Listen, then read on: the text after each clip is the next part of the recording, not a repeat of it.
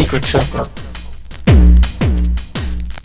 Welcome to the Secret Circle with me, Dr. Luke Deckard, the podcast where I chat with authors, filmmakers, musicians, and more about the art of their craft and let you in on some of their secrets. Today's guest is singer-songwriter Trey Pearson, the original frontman of the rock band Everyday Sunday. Trey has had an incredible career in the music industry, and today we're going to let you in on some of his secrets. I'm really excited to bring Trey on. Hello, Trey. Welcome. Hello, thank you for having me. You're welcome. It's also my pleasure. It's cool to connect and have you on.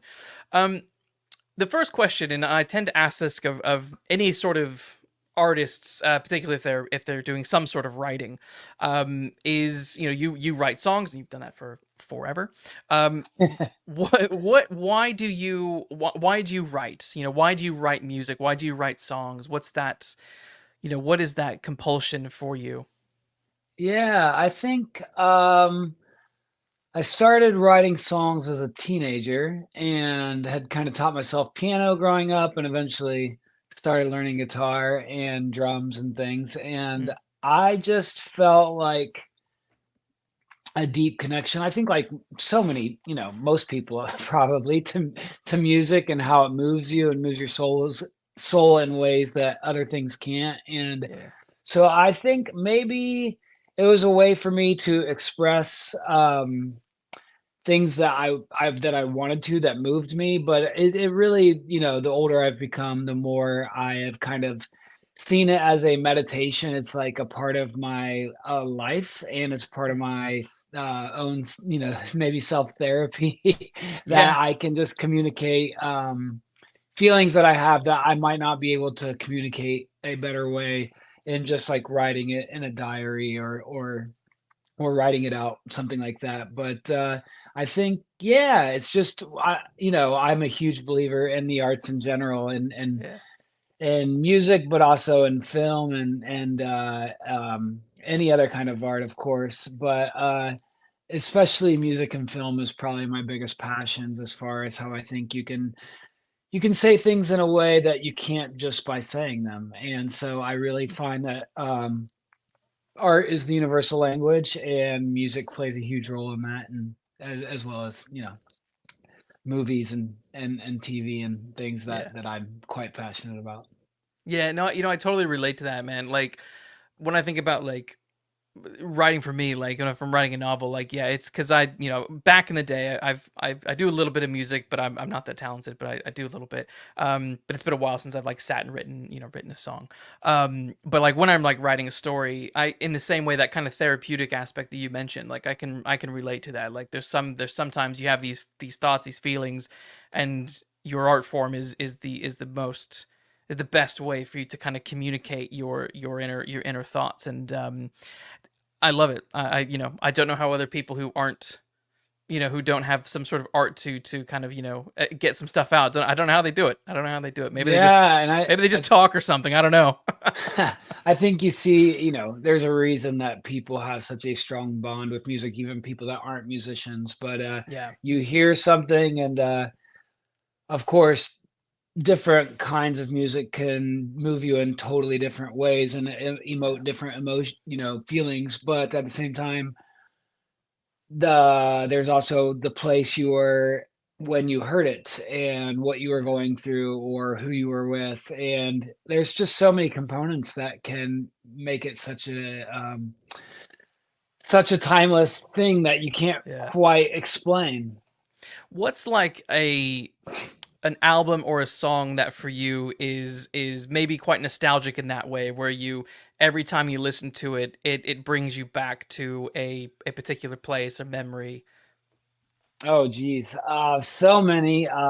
Probably one that just pops in my mind right away would be, oh gosh, several are popping through my mind, but like Third Eye Blind's self-titled album from Yeah. 1997 takes me Yeah. straight back to being a teenager Yep. and going to the dance, and Semi-Charmed Kind of Life was all the rage.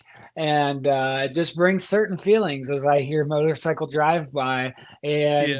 dreamt of New York City as a teenager. And yeah, I think that, I mean, I could give you a million other examples, but I think that's one of the big ones I would say. I love that. I love that. Um, let's talk a bit about writing process for you then. So when it comes to, when you're sitting down to write a song, what is that process like? Is it something that you're like, today from this time to this time I sit and I write, or is it I write when something inspires, or what's that process like for you? Yeah, both. I do try to make it a habit of regularly just sitting down and Mm, playing around, and sometimes it's just like thinking about other people's songs that they've written, yeah. and finding inspiration in those things, like just kind of learning how to play them. And Mm, um but what I often have found over these last several years is I'll typically get an idea while I'm driving or on a subway, or just, kinda going along, and I'll just get my voice notes out on my phone, and I'll mm. sing an idea into my phone. Could be walking around and I'm just thinking about something, and Yeah. somehow either a hook or a melody, or um a melody with a few lyrics that I Mm. kinda mumble, and and then I start brewing on, "Oh, what does this look like, and what could this look like?" And, Mm. that's probably one of the biggest ways that I tend to write songs, I think, is, it's become a lot of voice notes. I like that. Like when you're sitting down to so once you've done that initial phase, like something's come to you, it's and you've put it in your voice notes, and then you go down and you try and like craft it. Um, what is that process like for? Because I don't think people necessarily understand, and I think it's fun for people to learn a little bit about what these processes are like, whether that's writing a novel script or a song. I don't think people realize how many drafts a song can go through, in the way they don't recognize like how many drafts a novel. Because like, and I'll tell you what, this is silly, this is quite silly, but I remember the first time I realized that songs were having multiple drafts, and that some like songs didn't, like they had lyrics that were then taken out. You Right. probably remember the band Audio Adrenaline. Oh, yeah. Yeah. So it was a big, stupid big fan of them when I was a kid. They were cool. They were great. I still like them now. Um, but I remember getting this was back when people actually bought CDs, because I'm also that old. They had a single. They did a single for their worldwide record that came out in like 2003. So that's dating me as well. And they have the song "Dirty" on there, and there was this huge chunk of lyric that was printed but is nowhere in the song. And I found it weird that they even produced a single with like the lyrics that had lyrics that weren't actually in the song. But that was like the Yeah. first time that it hit me. I was like, oh my god, there's like a whole like third verse to this song that like they don't do live. It's not on the recording. Like this is nuts. It kind of like, yeah, it was bizarre to me. So I'm interested in that process for you as well. Like what's that drafting process like? Right. Yeah. So, I mean, gosh, that can go a million different ways, in the Mm, sense of, first thing you're trying to figure out is, okay, what is this song about? What is it mm, saying? Right. And so yeah. you might have that. It might start with a melody idea. It might be something you're heavily thinking about. It could be a title idea, like, oh, I really want a song about this. And then as you start writing, it's all about, okay, one, it's a poem, right? So Mm, you're figuring out what fits in the poem and what does not fit. And just because that might be a good lyric, that lyric might not fit the context, yeah. or be what is best for that.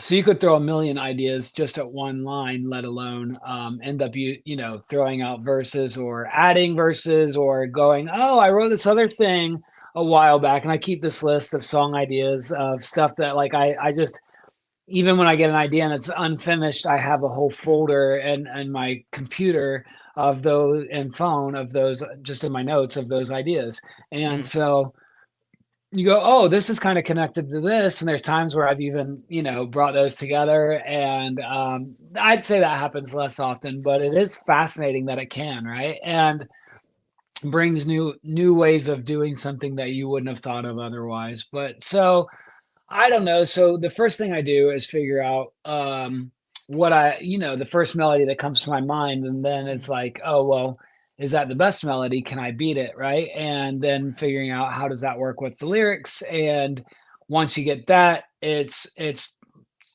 pounding it out either on the guitar or on a piano of what, because anytime you come up with a melody, there is going to be a chord progression that fits within that melody. It's just how it works. That's the Yeah. math part of it, right? And Yeah. so,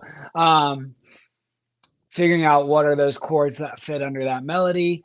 And sometimes as you start playing chords, that might change what the melody could be, and so it's all about finding what that best thing is. And then you start creating, okay, the arrangement. How does this look? What is the hook? What is the verse? And what's the how do you make these things as memorable and as moving as possible, whatever that looks like for you, and what you're trying to accomplish with your piece, with your art. And so, yeah, I think, and that can continue to morph and change, of course.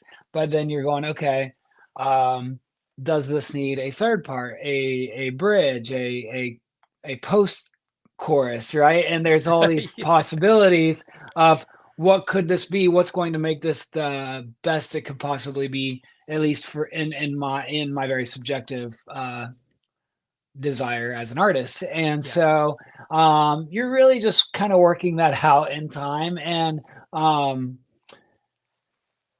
o- over the last few years, I've been writing songs for most of my life. I started it as a teenager, and now I've been doing music professionally for over 20 years, which is pretty wild. Yeah. Actually, Audio Adrenaline signed us to our first record deal That's right. Yeah. after my freshman year of college, and um, yeah, so we were on their record label, and or the one they owned, and Yeah. we. Um, really just did that very clueless, kind of signed a terrible record deal, but we, like the first some of the songs from our first album were Mm. things that I had started writing even in high school, at the toward the end of high school. Wow. And so it was just like, I don't know, I think about how long I've thought about crafting songs now, and I think I'm quite a bit better at it than I was back then. But either way, it's sort of it does matter because I think you get more chances to write good songs the more Mm. you know. But there's still a sensibility of when you find something that moves you, to Yeah. put it into the world and see that it can move other people as well is quite fascinating. But yeah, I think understanding songwriting structure and melodies and how things work, how to make something catchier, whether that's better or not is something you can go down that path, right? But Yeah. just knowing kind of there are rules to how you structure a pop song or any kind of modern pop, like that could be rap, it could be rock, it could be Yeah. alternative, like the modern pop song. There's rules that statistically this seems to do well. And so like Yeah. this last few years I started writing my first movie script with another friend, Awesome. and we, uh, through that process, I started studying how you write a script, and I Mm. seeing the similarities of writing a screenplay to writing a pop song. There's a Yeah. structure, right? And you Yep. can you can break the rules, but it's nice to understand them before you Definitely. start doing it. Uh, and in my case, in the middle of while I was doing it, and going back and writing a million more drafts, and it's very similar to writing a pop song actually, and so Yeah. there's a structure that people go, oh, this generally works, but there's reasons to step outside of this, and there's reasons to ways to make it unique that isn't just like everything else, Yeah. and it's takes your instincts and sensibility to figure out what those lines are and Yeah. when to push where, right? And Yeah. what makes it Definitely. interesting. Yeah. Totally. I love that. Um, is there a? Can you think of a song off the top of your head? It's fine if you can. I don't want to put you on the spot, but if you can, that'd be cool. Is there a song that you can think of that breaks the rules, and you're like, that's a song that broke the rule and I love it or hate Ooh, it. Either way, I'll take either yeah, one. yeah. Gosh, probably. Oh man, yeah, of course there are, and of course my head would go blank at them. And oh, so well, I would say like I do love Taylor Swift. I think she's the Beatles of our generation, but her All Too Well 10-minute version uh, Right. is paying no attention to it still knows which rules it wants to abide by, Yeah. and that works, but it's also saying, yes, I get that that's kind of how it usually goes, and I'm completely stepping outside of these norms to do something that Right. is extremely moving and you don't get sick of. And in fact, in ways that makes it even more timeless because if you know there are certain rules, whether it's a song or a screenplay, that Yeah. if you stick to it too tightly, it can be very formulaic and Yep. cheesy, and you can get it's like sugar, like bubblegum pop, right? Yeah. Yeah. You're like, oh, that is obnoxious, and you could stay totally within the rules, Yes. and there's nothing edgy about it. There's nothing interesting about it. Um, and you don't ever want to you hear it a couple times and you don't ever want to hear it again, and Yeah. so I think, and it's the same thing with all the like maybe a cheesy kids movie or whatever it is. Yeah. I think that's very easy to do, and that's where it takes instinct Totally. and creativity and a sensibility of what can I do to make this matter? What makes this moving? And Yeah. yeah, and that's our job as the artist, right? And absolutely. Now I'm curious. You said something earlier, and I want to pick up on it, but it's fine if you don't want to dive into it. But you mentioned that your initial record deal with Flickr, it was Flickr was the name was Flickr the record Records, company way yes, way back in yes. the day. I don't think they exist anymore. I think that's long gone. I, I I don't know. believe you're right. They got bought out by Sony, which was Sony Records had a Christian side called Provident Label Group, Oh, I and remember Provident. Provident Yes. bought out Flickr after our second album. Our contract got sold to Inpop, which was owned by a band called the Newsboys.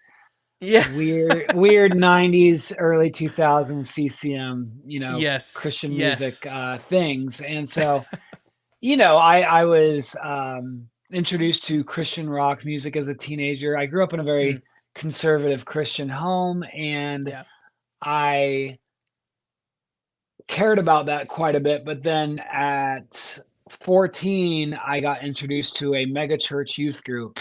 And it was there Uh. that I find out about the subculture of Christian music. And so, Yes.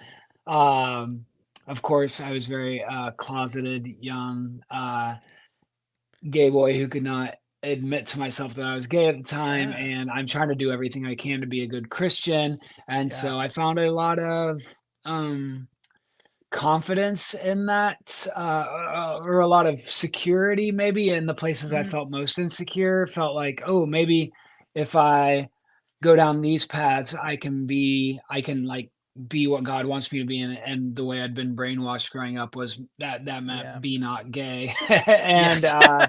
And so I tried really hard to do that for a long time. And so, I also had started doing professional theater downtown. I'm from Columbus, Ohio. I started doing professional theater downtown Columbus as like a kind of a preteen and into my teenage years.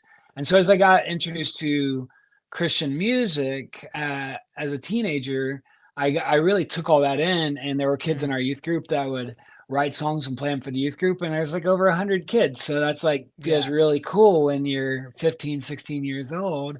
And Yeah. so I had taught myself how to play piano a little bit growing up, learned how to play chords and how chord structures worked. And I thought, oh, I could do that. And I loved performing on stage for people and singing. And so I started writing songs and I put together a band. And when I was 16, we called it Everyday Sunday. And the more we did it, the more fun I had with it and just really Yeah. fell in love with doing concerts. And our megachurch youth group had Christian rock bands all the time for concerts. And so it just Yeah. became this thing that I just really fell in love with. And so After my freshman year of college, we had done a couple recordings, but nothing great. And Mm, we decided to make an independent album and see if we could get a record deal. And we mm, did. And so we were able to get meetings fairly quickly with lots of record labels. We also grew up on audio adrenaline in our yeah, teenage years. And so for them to offer us a record deal, it was a no-brainer. We're like, this is what we want to do for a living. These are like yeah, people that can mentor us and we look up to. And of course, at that time, labels just ripped off artists so hard and yeah, took 100% of your publishing. And, eventually they were wanting to take your merch percentages. They didn't at the time, thankfully, but yeah. it was a tough way to try to do it professionally, especially in a much smaller subculture of Christian music. Yes. And so I was lucky enough to be on the side that at least was interested in kind of rock music and alternative Mm, music and stuff that I found interesting that before I had found out about Christian music, I'd fallen in love with, Green Day's Dookie album and yeah. Weezer and Third Eye Blind and all these bands. And so to hear, kind of faith-based artists doing Mm, this thing that sound like was similar to what I loved, like, going and seeing Jars of Clay on their first tour and some of those things, it was just like very cool that I thought, oh, I can take this faith I grew up with and yeah. meld it with my music, and at the same time, unfortunately, in a very unhealthy way, pushing down these huge Mm, parts of myself to try to be something that I couldn't, and yeah. it was, very crazy time in life. Yeah, I can imagine. It was interesting. I want to. I definitely want to like. There's a couple things I want to get to all, but yeah, Yeah, it sure. that kind of era when your first record came out, like that was a really for me was a really interesting time for CCM music because in the 90s there was some cool stuff, but there was also a hell of a lot of cheesy stuff. Yeah. Um, but it felt like sort of 1999, 2000, and 2002ish. You were finding more bands similar, like more like yours that were, you know, I don't know, that you were less, you weren't cheesy. It wasn't like cheesy rock with like the lyrics felt a little bit more what you would expect of just sort of any band. Yeah. There was positivity to them and really really fun messaging and stuff like that. But it wasn't like I mean, as much as I know I mentioned that I love the band Audio Adrenaline. Like I hate the song Big House. I think that song is dog shit. I've never liked it. Right. I've never liked it because it's too cheesy.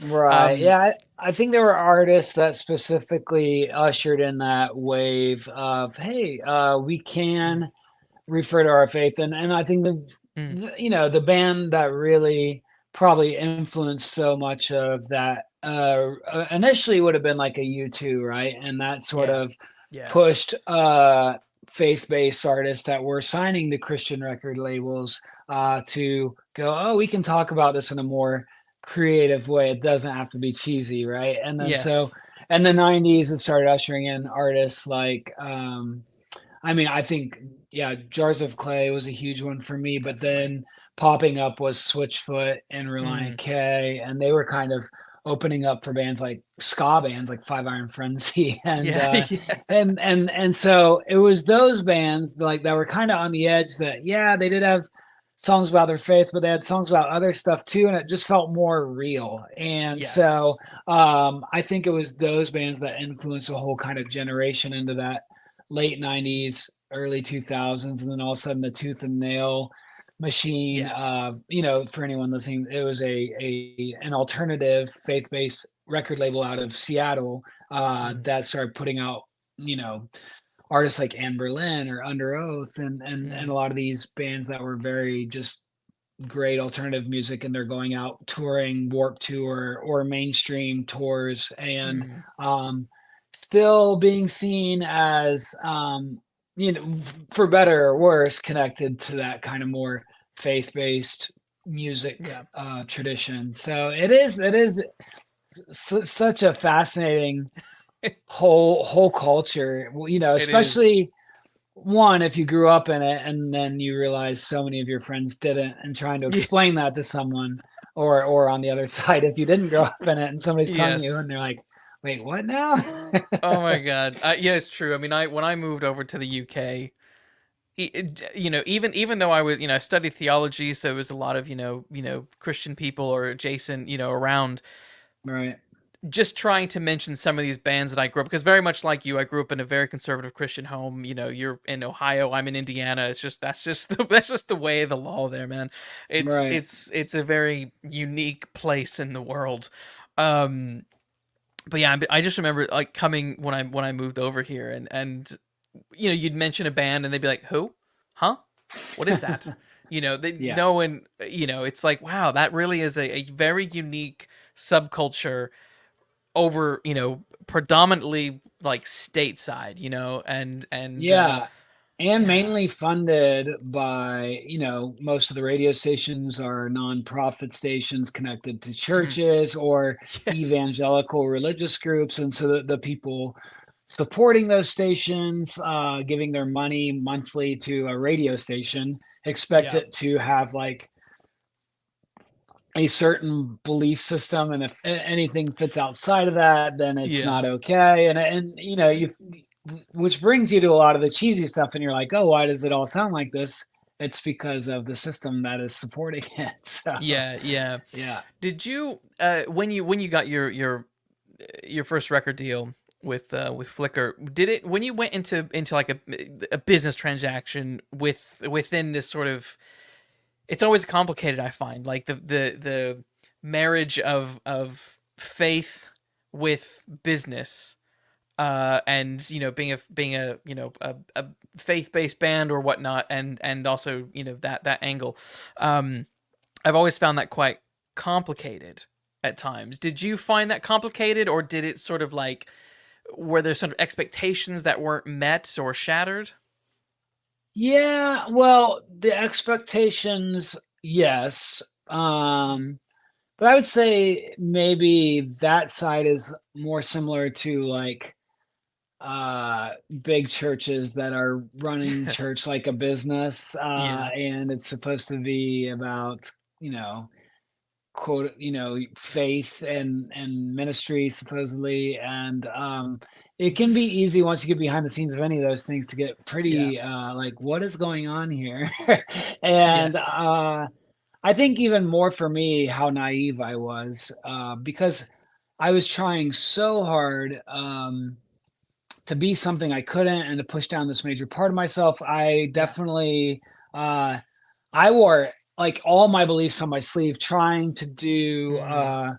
I like when I got into this mega church youth group as a teenager, like there were youth leaders that would convince me to burn all my secular CDs at a bonfire. Like it was, and for anyone that doesn't know what secular is, like it was just like non-Christian word we've given to things that didn't fit that. And so yeah, so and then like cussing was bad, drinking was bad, like Yep. very fundamentalist, we're Mm. right, everyone else is wrong. And so getting into a Christian music industry where not everybody thinks the same thing about everything, Yeah.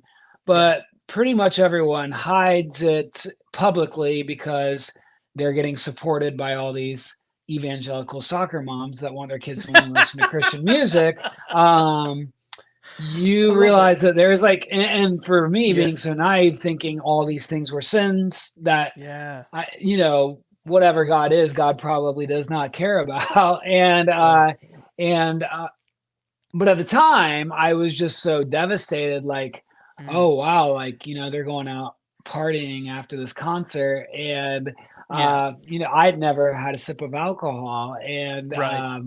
you know like I was just so naive to this, Mm. the thought that, oh, not every Christian believes, specifically in this Christian music industry, not all these Yeah. people believe the exact same way. And then a lot of them just have that kind of Southern Baptist guilt where they say they believe that, but deep down they don't really. They just go do these things and hide them and feel all Yeah. kinds of guilt and shame about that. And so, just I would say, I say this often, but there's this very dark cloud over that entire industry where Yeah. it's the least vulnerable industry in music because in mainstream music, yeah, I'm sure there's people that hide things, but um, you don't have to feel like you have to hide your entire being of who you are to express yourself. Yeah. And Yeah. and in Christian music, you're expected to do that. And Yeah. people supporting it don't know that, but it's just one of those things where uh, artists know that they're expected to present a certain way, even if deep down they don't really think that. And Yeah. it's really gross. It's Yes. yeah, and that was a very difficult thing for me being, 20 years old going into this industry and Yeah. into my 20s, kind of slowly wearing everything on my sleeve till it didn't work anymore, till it didn't make sense anymore. And Yeah. so slowly through that, starting to deconstruct and go, oh, I'm not sure that this is right. Yeah. May Yeah. maybe Jesus didn't turn the water into grape juice like non-alcoholic wine, and Yeah. maybe Jesus doesn't care if someone is gay, and Yeah. maybe God is not uh, didn't make everyone to be like these horrible people that have to be somehow redeemed. Yeah. And yeah, so it's been an interesting journey for sure, but especially that time in my 20s, um slowly going, oh, this isn't working anymore, and Yeah. I've really tried to do everything I could to be what I was taught was the good Christian person. Yeah. and Yeah. and then, fortunately, people like this author that I fell in love with, Rob Bell, Oh yeah, I know Rob. I don't know and him. I he know who you mean. yeah, yeah, yeah, and he had a huge impact on my life, and Mm. eventually we met and became friends, and he really became a mentor that helped me to Mm. kind of be able to think about things in new ways that my Yeah. mind, I'd been so brainwashed to believe that my faith had to look a certain way that I Yeah. had never really been able to open myself up to looking at it in different ways. And so Yeah. fortunately I was able to, and then I think just traveling the world, you go to other countries and see people that Definitely. think totally different ways, and you realize, oh, not everybody thinks the exact same way about this. And that I was very agree. eye opening as well. Yeah. I think totally echoing that. I think one of the best things that I ever did was leave Indiana Yeah. and come to England. It's like a weird sort of like mirror universe where there's a lot of similarities, but there's all these weird differences. Like you're mentioning earlier, like I remember being a kid and like cussing was like the one of the worst things you could do. You're Yeah. gonna go to hell if you say the F word. Sure. But and I'm sitting here saying it all the time. Um, but then I remember like when I moved to the UK, like I went to a vineyard church at the time for a short while, and like everyone there was like cussing and drinking, and it's normal. There's Yeah. no hiding about it. It's a very very very different culture here, and it was just. It was at one level, it was a little bit shocking, but on another level, it was quite liberating. So it was like, okay, I don't have to feel so bad about maybe having a faith, but not wanting to feel like it has to be what they're talking about and what they're doing. Because I got in trouble all the time at church. I was pissing off pastors all the time. They all hated me because I questioned them. Yeah. I didn't just like blindly accept what they said and wanted us to do. I would, if I didn't agree, I would say, and maybe that's part of me just being a punk, a teenage punk. But I think there was also something to that in that they got so angry about being questioned that they didn't actually stop to think about why is this being questioned. It's just don't question the party line. You have to go with it. And I'm like, Right. but I don't necessarily agree. So for you though, what I'm curious to know, like when you were younger and you've got these feelings, you're working out, you're gay, but like did you like tell anyone at the time? Did you like did people try and like suppress that? Like what was that like growing up in that? Because it's an insane environment to try and juggle that kind of lifestyle, because it's or not lifestyle, but that just who you are, rather, you know what I mean, because it's Yeah. Yeah. they see it as a lifestyle, but it's not, it's your identity, Right. Yeah. and they So love to it's suppress it.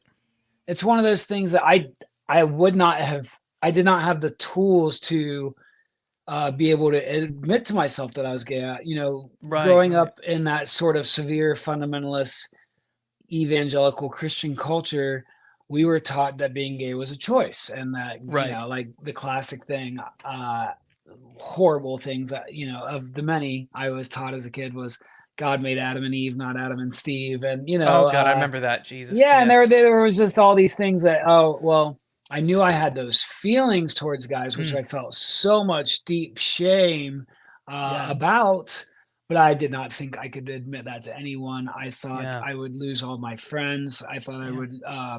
I would, everyone would think that I already thought I was broken. I thought, why do I feel this way? And so I was a Bible nerd as a kid. I read the Mm. Bible 6 times front to back as a teenager. I memorized the book of James. I was in Bible Bowl. We had buzzers, Yeah, I remember. you Oh know. god, I remember that Uh, shit. Oh and god. so I was trying to understand, why is it that I have these feelings, because I feel so Yeah. horrible. And Yeah. so we were taught that it was a temptation from Satan, and what Yeah. you are feeling isn't the real you. That's Satan trying to tempt you. And Yeah. there's this, any uh, people that grew up on the Bible, there's this thing talking about this thorn in the flesh that Paul had, right? And No, so I yes, yes, thought, well, yes, maybe yes. this is my thorn in the flesh, and I just have to overcome it. Yeah. And so I really thought, well, I can choose to be straight. That's how God Mm. made me. That's what God wants me to be. If I want to fall in love and have a family, it's got to be with a woman. And any Mm. of these feelings I feel towards guys, well, that's not gay. That's just me really wanting male intimacy, but Mm. it doesn't mean it has to be in a romantic way. And so Right. then Yeah. just Yeah. Yeah. feeling the shame whenever I'd have those romantic feelings, and Yeah. or you know any horny feelings a young person has, right? Yeah. And and then just begging God to take that away from me, praying every Yeah. night, please don't let me be gay, and then on top of Right. all that, when I'm 11 years old during the AIDS pandemic, before Yeah. there's any really known cure, growing up in this small town right outside of Columbus, Ohio, my parents worked in the city, but in Mm. our town, my grandparents lived there, my aunt and uncle lived there, my cousins lived there, uh, and when I was 11, we found out my uncle, who was married to a woman, had two Mm. kids, Mm. was HIV positive, and within a year Oh he died of AIDS. And so god. you add on top all of those scary feelings of, Yeah. please God, and wondering how he got it and different stories, and then the family didn't want to talk about it, and it just becomes this taboo thing, because that's what Christians love to do, is not talk about things. And just like you said about, don't question this. This is just right. This is it. And Yes. that's how fundamentalism works. We're right. Everyone else is wrong. We've got it figured out. Don't ask too many questions, and just randomly believe this because we told you so since you were little. Yeah. and Yeah. and so all of a sudden I found myself, yeah, I never even I'd had a few girlfriends, like, and I say girlfriends very loosely, like, um um, when I got into my 20s, desperately wanting to know what it's like to fall in love with someone, Mm. disassociating all my feelings toward my guy friends and guys that I felt extremely close to, um, not thinking that that's what that could be. And so, yeah, I started dating this girl Mm. around the time that our third album, Wake Up, came out with Mm. Everyday Sunday. And during that time, we're kind of reaching the biggest point of our career so far. We get our Mm. first few number one singles. We're doing really well. Mm. Touring's going great. We're getting to do these arena tours with these like weird youth conventions called Choir the Fire, Oh and god, I remember Acquired Fire. Holy shit. and so getting to play in arenas for thousands of people, you feel like, oh well, God's really, you know, Mm. Christianese sometimes makes me puke in my mouth a little bit, I know but what you mean. like, oh, God's blessing us. This is, yeah. And so, like, Yes. even all the shame that I still felt about these feelings that I kept pushing down and never could admit to anyone, I also felt like, well, what do I have to complain about? I'm getting to do all these amazing things. I'm touring around the Mm, world in my band. I've been to all 50 states at that point, and mm, I was going internationally. Like we were starting to get to play Europe every year, and like just like really great things. yeah. Um and so I ended up hanging out with this girl, thought she was great. And I mean, like, I guess FYI to anyone listening here, just because a gay guy has a girl best friend doesn't mean he should marry her. But I thought, well, we have fun. We love going to the movies, hanging out. We laugh a lot. Like, Yeah. I could have a family with this person. Like, maybe this is, Right. and when you don't know what it's supposed to feel like, because you don't Yeah. have any healthy tools to understand what it's supposed to feel like. Yeah. I just started to think, oh, well, maybe this is just it. Maybe this is what it's Right. supposed to feel like. And so I asked that girl to marry me. I'd never even made out with a girl or a boy at this Yeah. point. And Yeah. we get married, and all of a sudden everything's supposed to magically work. And Yeah. it didn't. And Yeah.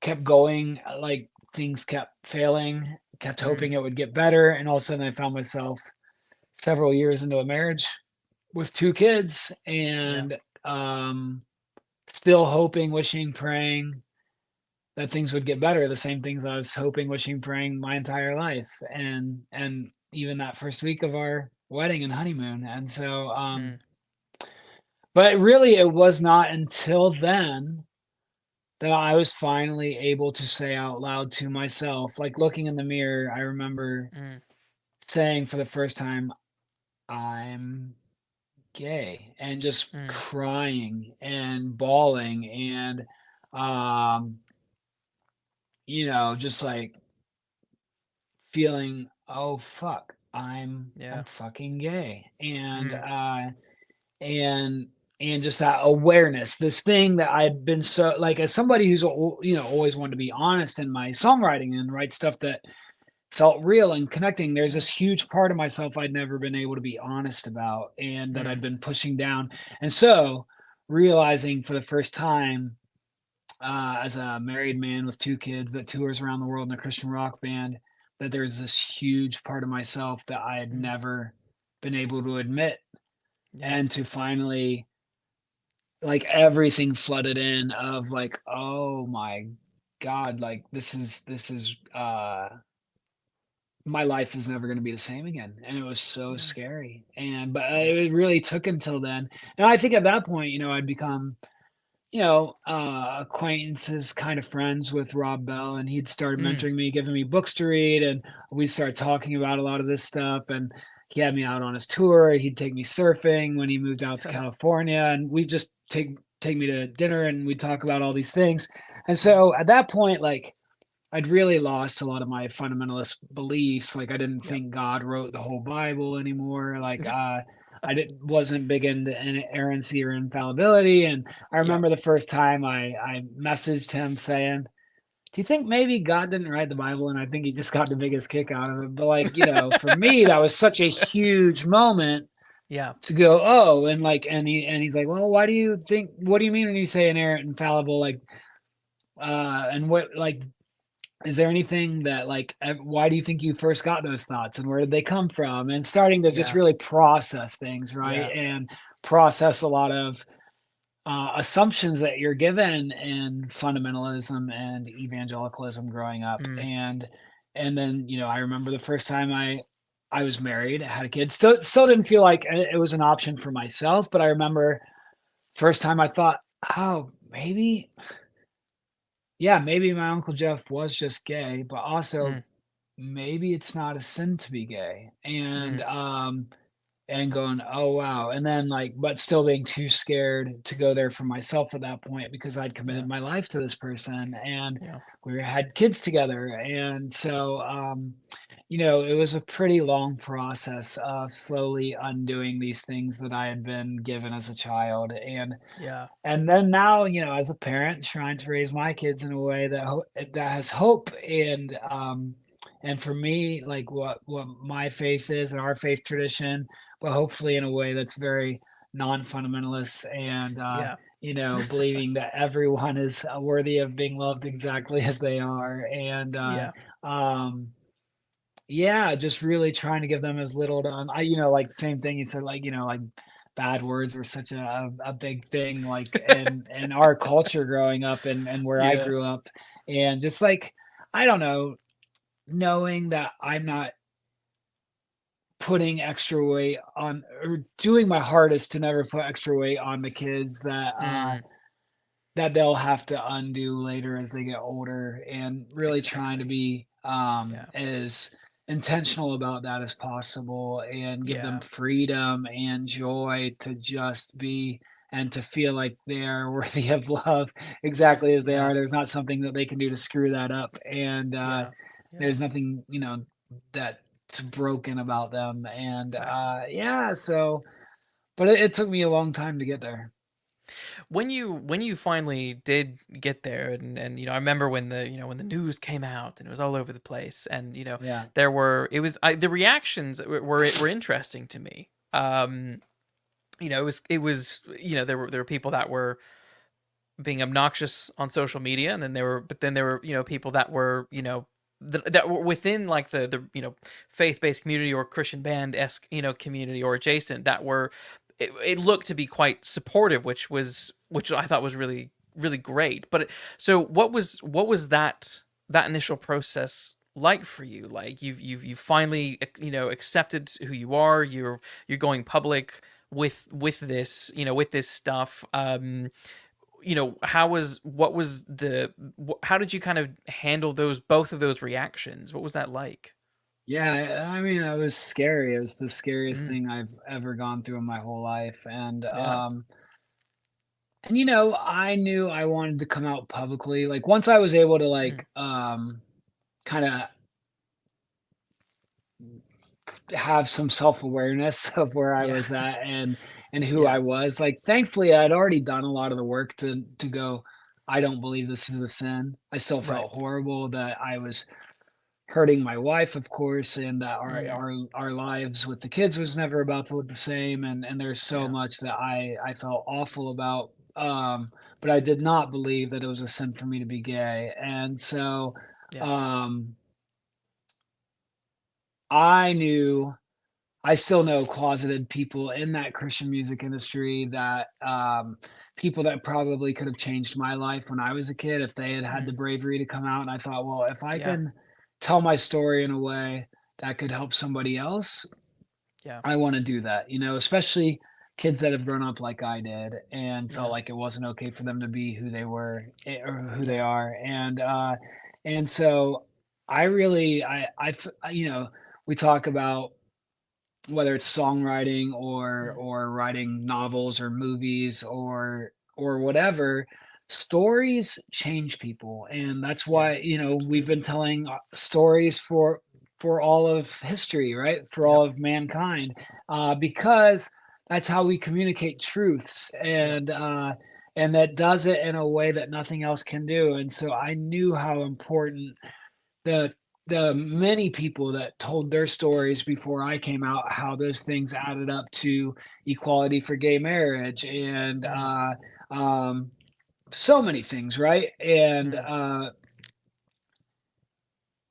if it wasn't for the countless people that told their stories before I came out, I may not have been able to have the strength to come mm, out when I did. And I thought, well, being a part of that long line of history, like, I need to tell my story, and if it can help other people from what they've gone through or what they're going through, I yeah. wanna do that, and then I also wanted to do it in a way that, it was something that I do not wanna feel shame about this, I do not wanna live in shame and about Yep. this, I do not want other people trying to tell my story for me, I wanna tell it Mm, on my own terms, and I wanna make sure that people know that this is not something I'm ashamed of, and yeah.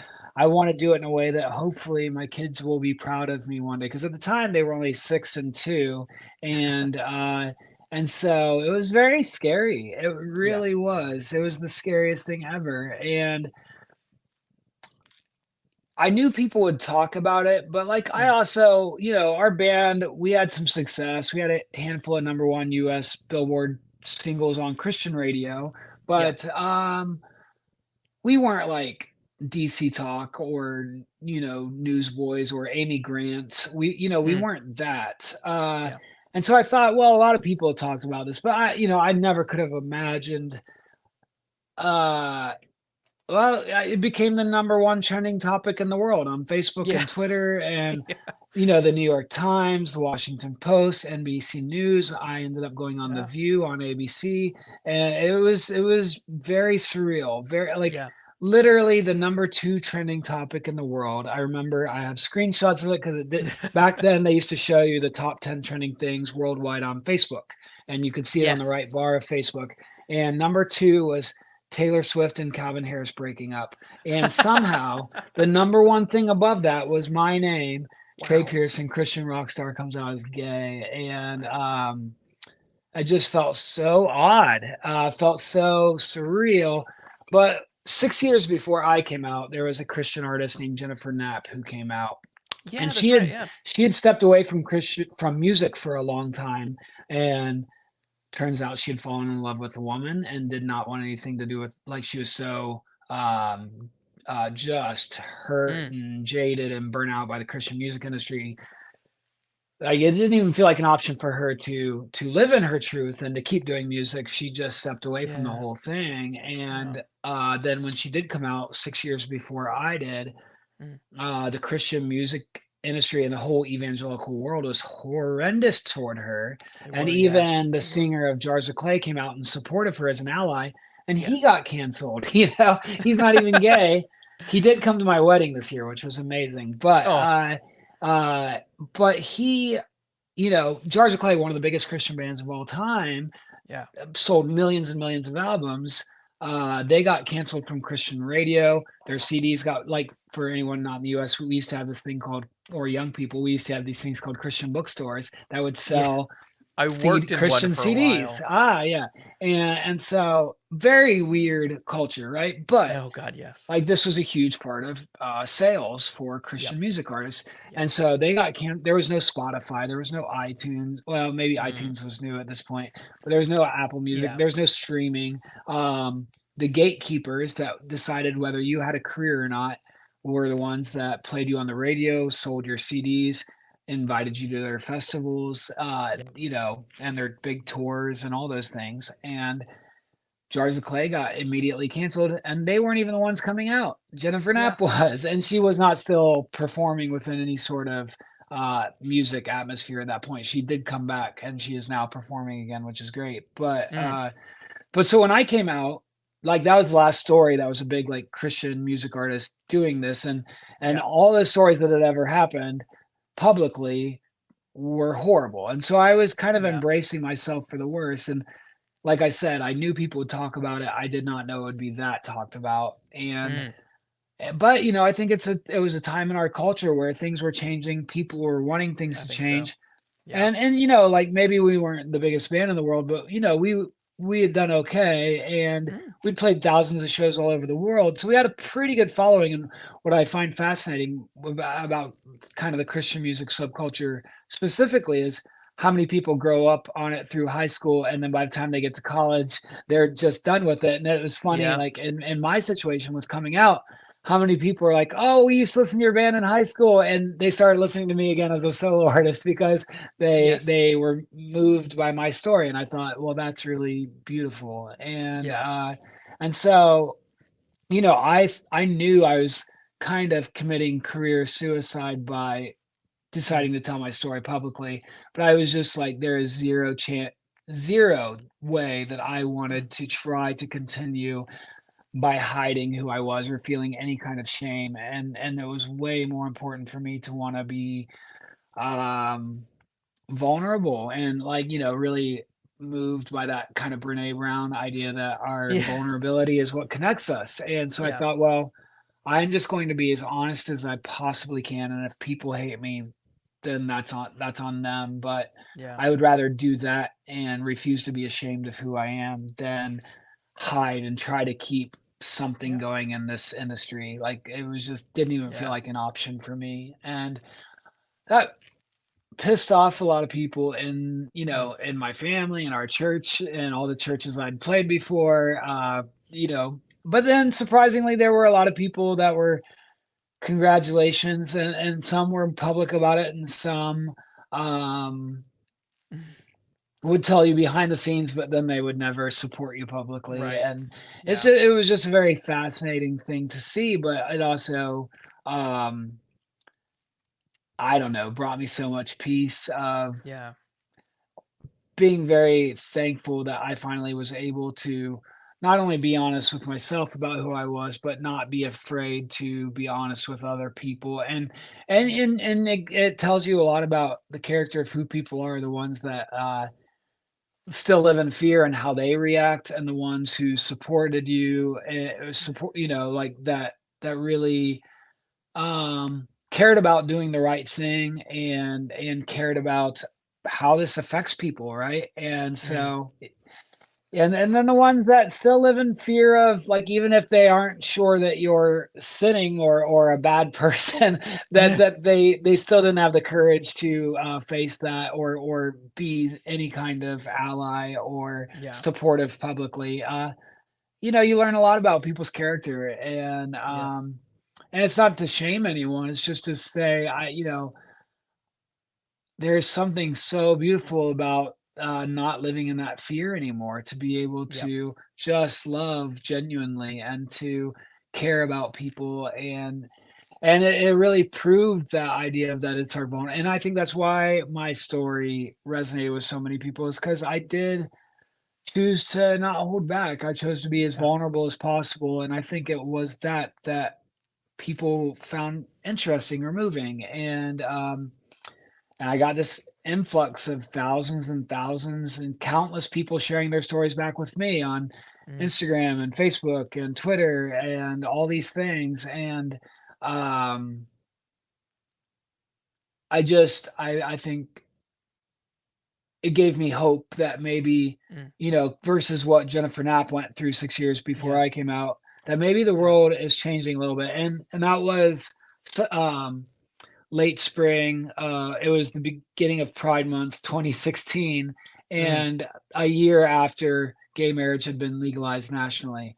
And you just Right. think Yeah. about how much people caring about policy for Mm. other humanity, how much Yeah. that even started changing, giving Yeah. people permission to change their own ideas on LGBTQ people. and Yeah. and I mean, we can point to that with slavery, with Oh God. women's Yeah. Yeah. rights, with so Yeah. many things.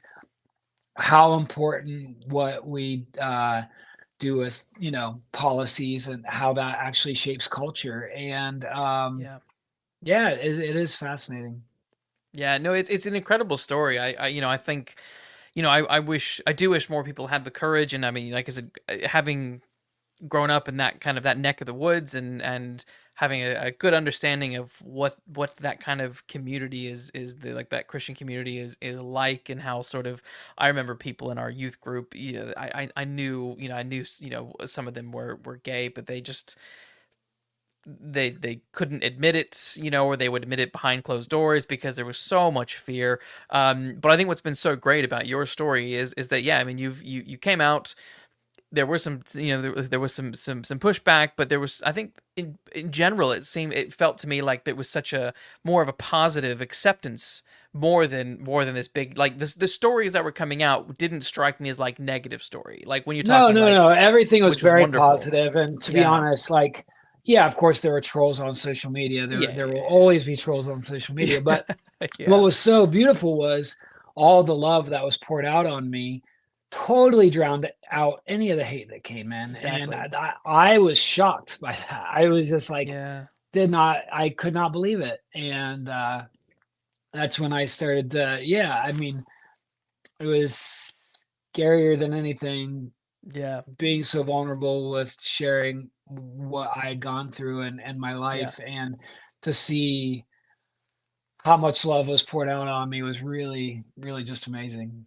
Yeah, I love it. So we'll wrap up here in a second. I've really enjoyed this chat, but what are you doing next musically? I mean, you're solo now. You're not doing Everyday Sundays. Kind of, that's come to an end a while ago, I suppose. What actually happened with that? What I don't have any idea. What Yeah, yeah. So I mean, brought that to an end? I started Everyday Sunday when I was 16, turning 16 years old.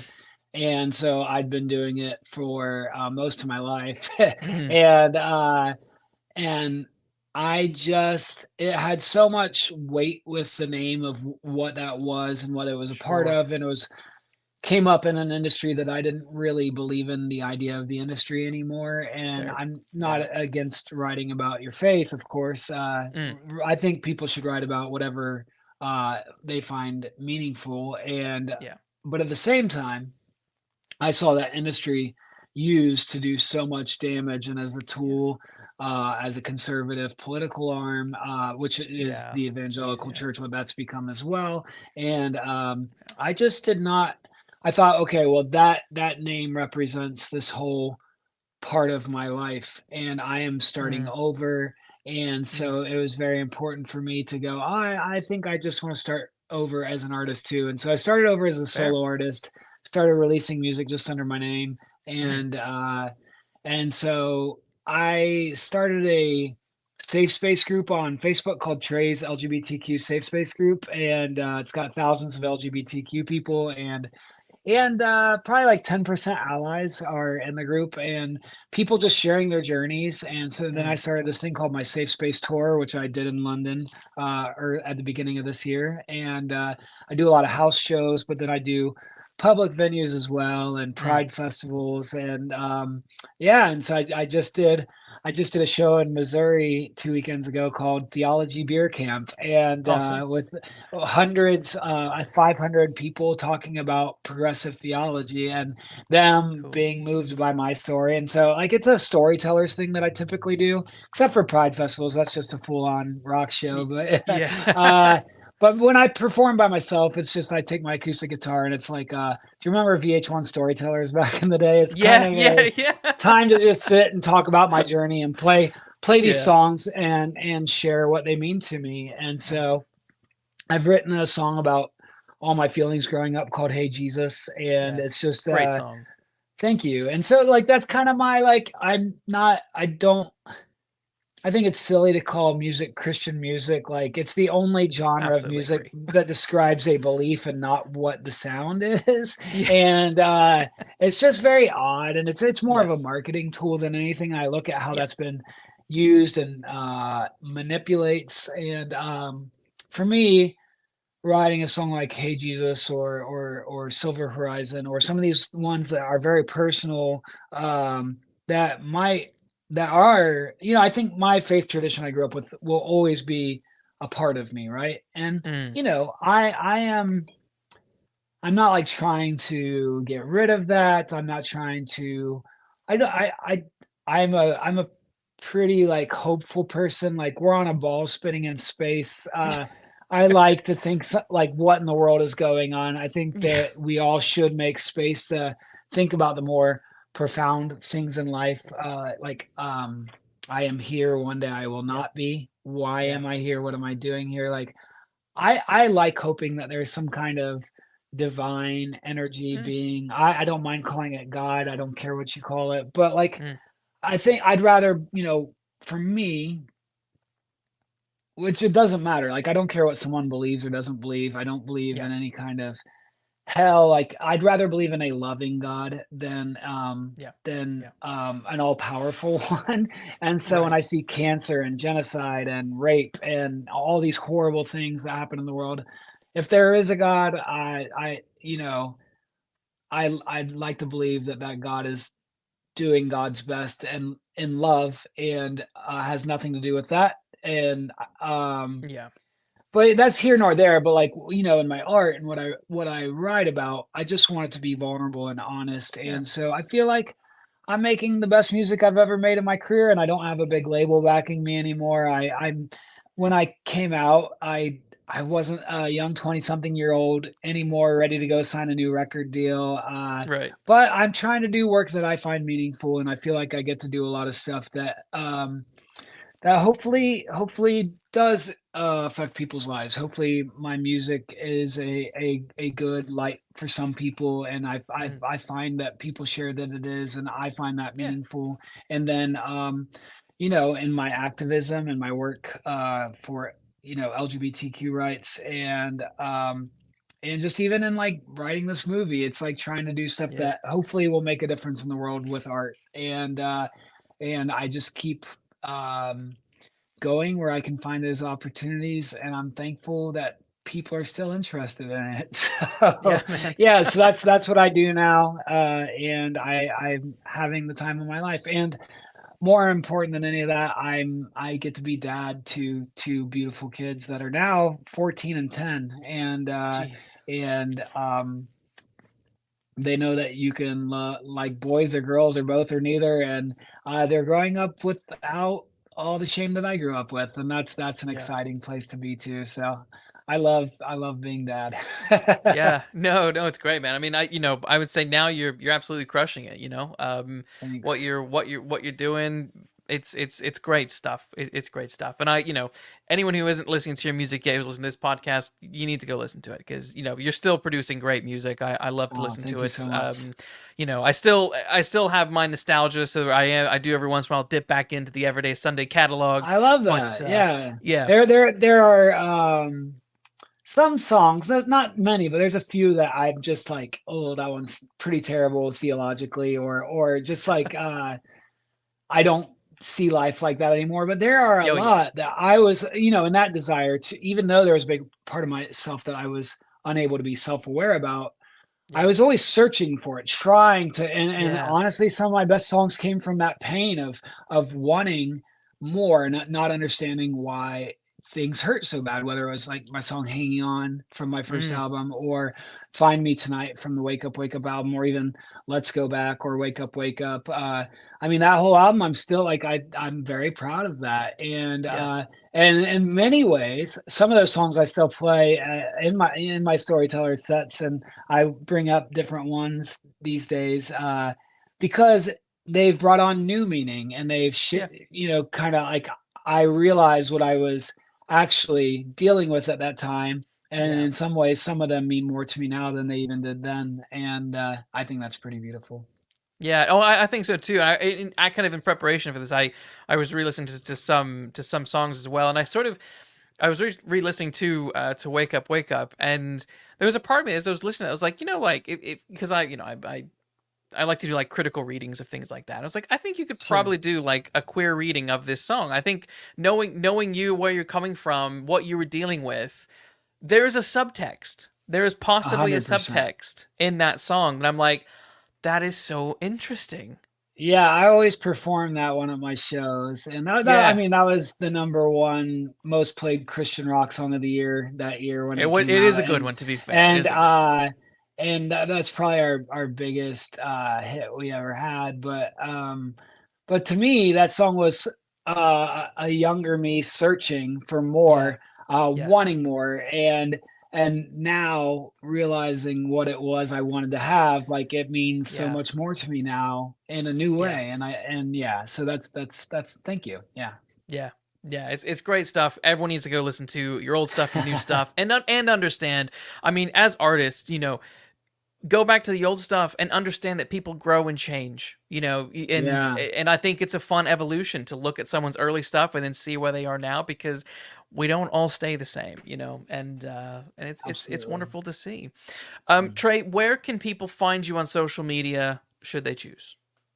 Um, I mean, I guess if people ever still go to websites, I have treypearson.com, and that will show you all my social media things. But on Instagram and Twitter, oh, it's not Twitter anymore. On those things, I'm at Trey Pearson, Facebook.com/Trey Pearson.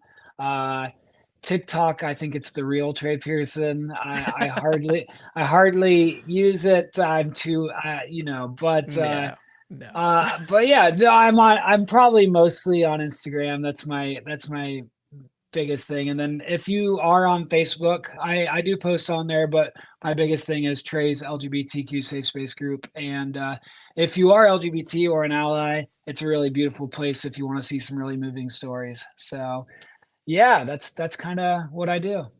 Wonderful. That's great. I'll have as many links as possible in the description. If you're Ah, watching this on YouTube or if you're listening on Spotify or Apple, there'll be as many links as possible to connect with Trey and all that he's doing. But yeah, thank you for coming on. This was fun. There's so much more I would love to talk to you about, but we are out of time. But I want to chat about this movie that you're writing. yeah, well, So we'll many do it more again things. sometime. And thank you. I love what you do and your Thank work, you. and I love following you. So it really Thanks, means buddy. a lot for you to have me on here. No, it's seriously, it's my pleasure. It's cool to be like, oh yeah, I watched this, listen to this guy's music growing up, and here we are. It's fun stuff. It's fun. Everyone, thanks for listening, and I'll be back next week. Have a good one. Adios. The Secret Summer.